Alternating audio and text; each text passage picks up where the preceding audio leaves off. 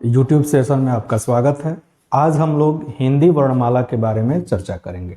हिंदी वर्णमाला में 52 वर्ण होते हैं, जैसे कि पीछे व्हाइट बोर्ड पर लिखा गया है। आप देख रहे हैं, यह अ से लेकर औ तक 11 वर्ण है। उसके बाद यह अंग है, यह अ है। इस 11 वर्ण को हम स्वर कहते हैं, अंग को अनुस्वार कहते हैं, अ को विसर्ग कहते हैं। इसके बाद क, ख, ग, घ, अंग, जैसे इसका शुरुआती वर्ण क है, इसलिए इसी के आधार पर इसका नाम रखा गया क वर्ग, और यह 5 वर्ण होते हैं। अगला है च, छ, ज, झ, य।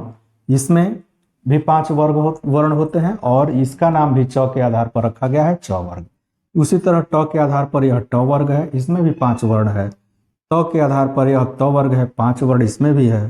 प के आधार पर प वर्ग, यह 5 वर्ण है। उसके बाद य, र, ल, व, इन 4 वर्णों को हम अंतस्थ व्यंजन कहते हैं। उसके बाद है तालव्य स, मूर्धन्य स, दंत्य स, ह, यह ऊष्म व्यंजन कहलाता है, इनकी संख्या भी 4 होती है। उसके बाद कछ, त्र, ज्ञ और स्र, इनको हम संयुक्त व्यंजन कहते हैं।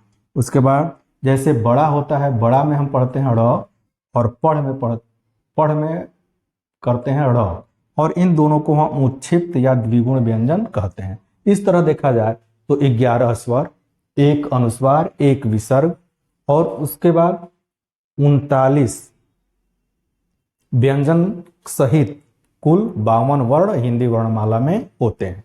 यह जो अनुस्वार होता है और जो विसर्ग होता है, इनको हम न तो स्वर की श्रेणी में रखते हैं और न ही व्यंजन के। यह न तो स्वर होता है और न ही व्यंजन होता है, और इस कारण इसका जो नाम होता है, इसको हम अयोगवाह भी कहते हैं। अयोगवाह, इसका मतलब होता है कि योग नहीं होता है, उसके बाद भी यह स्वर और व्यंजन साथ साथ होते हैं। इनमें स्वर और व्यंजन दोनों के गुण होते हैं, इसलिए न तो यह स्वर है न तो यह व्यंजन है।